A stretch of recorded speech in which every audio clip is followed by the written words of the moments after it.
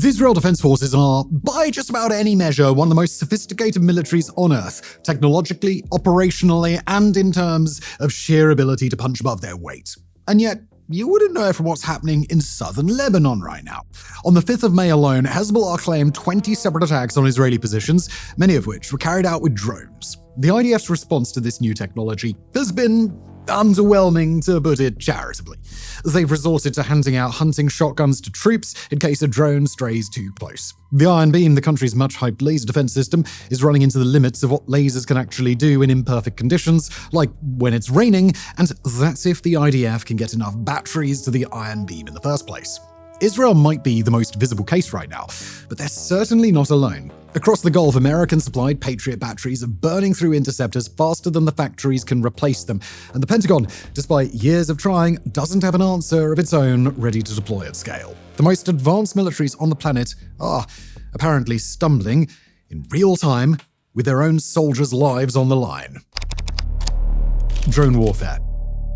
So let's go back to those attacks by Hezbollah, because although Hezbollah fighters have plenty of tactics at their disposal, it's the drones that have really been catching the IDF and the wider world by storm. Hezbollah claimed 6 separate drone strikes yesterday alone, which are not the first and are almost certainly not the last. When a fiber-optic drone hit an armored unit near Taiba, killing at least one soldier, troops on the ground had to resort to firing their rifles at the next wave that were coming in. The army's broader countermeasures haven't exactly inspired confidence. Instead, they rely on those hunting shotguns we just mentioned, distributed to IDF soldiers. While this is a tactic that's been used on both the Ukrainian and Russian sides of their war, with some success in downing incoming drones, it's really a last resort measure rather than the sophisticated high-tech response that Jerusalem's become known for. Now, look, to be fair, they do have more than just shotguns to counter the drone situation.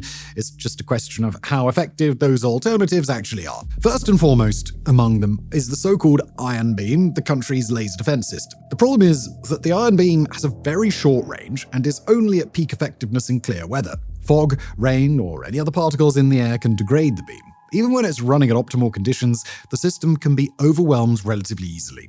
To actually bring a drone down, the system needs to focus its laser for a few seconds, which might not sound like a long time at first, but when you add in the complexity of sustaining this incredibly narrow beam on a moving target, the maths really starts to move decisively against you. According to the IDF's own estimates, they would need around 14 batteries to withstand a larger Hezbollah attack, and they only have a fraction of that, hence the need for shotguns to do the rest. In the last day or so, the IDF has also deployed a homegrown drone-on-drone intercept system into Lebanon, where a radar system picks up an incoming threat and launches a drone of its own to take down the enemy's drone with a net. It's very much still in its trial phase, and we'll be keeping a close eye on its performance, but drone industry sources told Israeli media that it could not reliably detect incoming drones in testing as recently as just a year ago.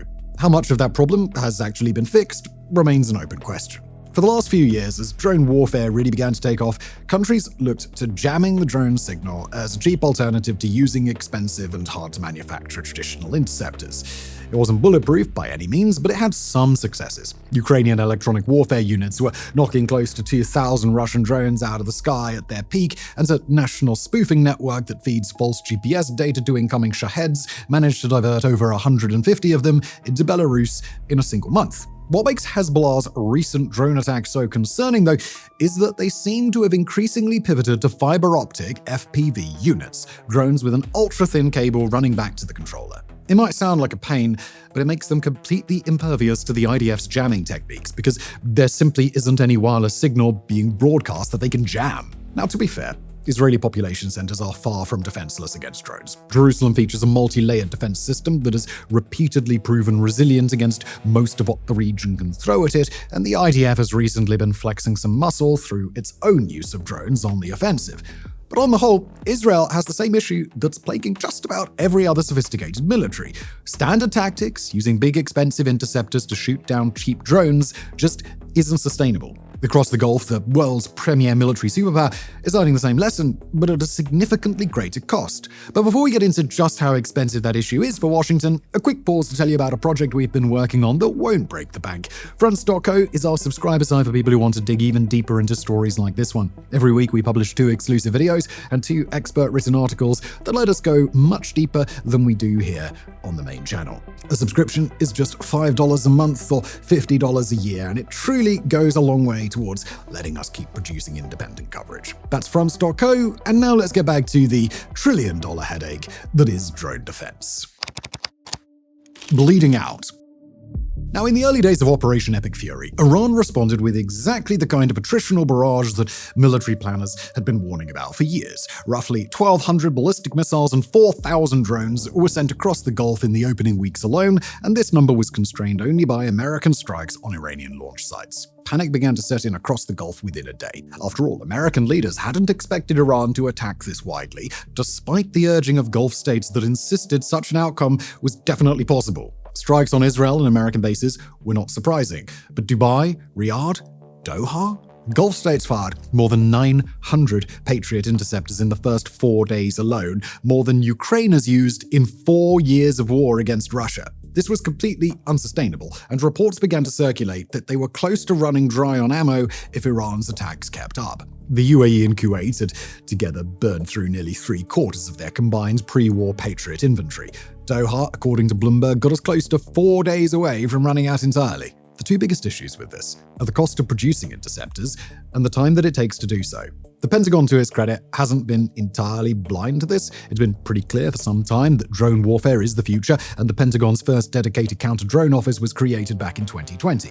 Since then, American defense contractors have been racing to come up with the best solutions. The $5 billion contract that RTX locked up last year should give you some sense of where the biggest bets are going. Their Coyote Interceptor, a small turbine-powered missile that flies into a drone and blows up, has racked up 170 confirmed hits across 3 active combat zones and is deployed to no fewer than 36 sites overseas.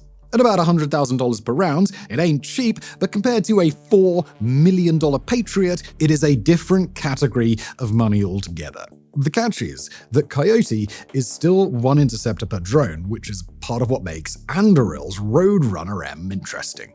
It's a recoverable interceptor that takes off vertically, hunts for a target, and if it doesn't find one, it flies back and lands for reuse. The Marines awarded Anduril a $642 million contract to deploy a counter-drone family of systems at every Marine Corps base worldwide, and the Navy has started putting them on Arleigh Burke-class destroyers alongside Coyote. Blue Halo, meanwhile, has over a dozen of its Locust laser systems deployed with the Army right now at locations the Pentagon won't publicly name. Basically, Locust is the American version of the Iron Beam. One of these systems costs roughly what a handful of Patriot interceptors do, but can then be used on repeat without having to reload. The system uses an AI-powered tracker that can lock onto incoming drones from over 2 miles out, then burn a hole through them with a focused beam. It does, however, suffer from the same downsides as the Iron Beam. Limited range, especially compared to traditional interceptors, and it can take 15 seconds to burn through an incoming target. If it fails, the drone is by that point way too close to launch any backup interceptor. It's game over. The Leonidas system from Epirus, which we dedicated an entire episode to here on WarFronts back in late 2024, is arguably more versatile because it can do some things that lasers can't. It's a microwave weapon that switches between sniping individual drones with a focused beam and projecting a wide electromagnetic blast that fries just about everything in its path at once. Epirus has built variants for every branch that wants one. An expeditionary version for the Marines that mounts on top of armored jeep carriers, a mobile version that integrates onto the Army's Striker, and a lightweight pod configuration that could theoretically go on just about everything. And all of this sounds fantastic, right? But if it's so good, then why isn't any of this actually being used? And we really wish we had a better answer for you. Leonidas is probably the most frustrating example. The US Army sent 4 prototypes to Central Command back in 2024 and got feedback that the system worked but needed better range and got to work on upgrades. It was supposed to become a formal program in 2025, which would have put it on path to being brought in bulk and deployed across the force, in case, 2026 turned out to be eventful or something. This still hasn't happened for reasons that reek of a lack of proper prioritization. The original counter-drone office, created in 2020, didn't have the authority to actually purchase any hardware. In fact, a Senate review later found that the Army had inadvertently self-imposed restrictions on its own procurement authority, which is a polite way of saying the office responsible for solving the drone problem had accidentally made it illegal for itself to buy the solutions. The Joint Interagency Task Force 401, its replacement, only got real spending authority last August. Hegseth told Congress that the defense industrial base is, quote, currently postured to produce only a limited number of prototypes, end quote, of directed energy systems, rather than actually being at the stage of ramping up production. The defense contractors building this stuff, Epirus, Blue Halo, you name it, have been expanding factories and hiring engineers, but they are essentially acting on faith that military financing is going to come in. And while there are many things you can say about Washington, a failure to spend on defense when it's truly deemed to be critical is not one of them. Israel, for its part, seems to have a similar issue. The Jerusalem Post reported the other day just how little usage the Iron Beam actually saw during the war with Iran because of a simple lack of batteries. It would, of course, be more sustainable and cost-effective to just build more batteries, but the sophisticated design of these units means it could be years before Jerusalem is rolling out enough of them to replace their conventional Iron Dome system. This lack of prioritization is oftentimes the result of nations that feel relatively secure in their current systems. For them, there's no urgent need to get new systems up and running since the old-school ones were still functioning just fine, or at least they were before this year. One country, though, hasn't had that luxury, and the time crunch that this nation faced put it front and center in any conversation we have about drone warfare. And that country is Ukraine. And the path Ukraine followed to achieve its drone expertise is certainly not the conventional one. Back when the Russians rolled across the border in February 2022, the entire Ukrainian drone arsenal consisted of just a few thousand commercial Chinese quadcopters that operators had jerry-rigged with grenades. They had no industrial capability to produce more, and only a small number of Ukrainian troops had been trained on how to use them. Fast forward to today, though, and it is a new country entirely. Ukraine now produces more than 3 million drones a year and has set up the world's first dedicated drone branch of any modern military. Not only did Ukraine adapt to drone warfare and live to tell the tale, they're now exporting their survival stories and methodologies to whoever's interested in buying. Lately, that's been a steadily growing number of countries, and the Gulf states have been lining up to get their hands on Kiev's expertise at just about any expense. This transformation started with the same fiber optic cable that Hezbollah's been putting to work in Lebanon. Ukrainian engineers figured out pretty early in the war that if you run control commands down a thin wire that trails the drone, no amount of jamming equipment can touch it. Given how heavily Moscow had invested in electronic warfare by that point, neutralizing the enemy's jamming layer for the cost of a spool of cable was a hell of a trade. Look online today, and you'll easily find photos of entire Ukrainian fields covered in a glimmering fiber optic spiderweb. By 2023, FPV kamikaze drones that cost a few $100s apiece were destroying Russian tanks and artillery positions across the front lines. Critically, the people designing the country's counter-drone programs were oftentimes the same ones designing the offensive drone systems, meaning that advances in one could inherently give the other a leg up.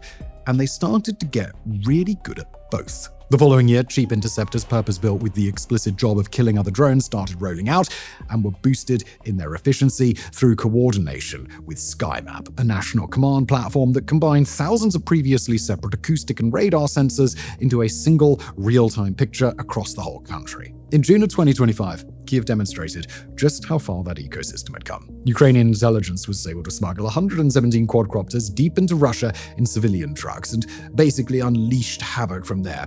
They hit 4 separate strategic air bases, stretched across 4 separate time zones in a single night, and took out somewhere between 10 and 41 aircraft, depending on whose intelligence you trust. It was so effective that the Pentagon later ran a rehearsal of the same technique at a Florida air base late last year, just to see what would happen if someone tried it on them.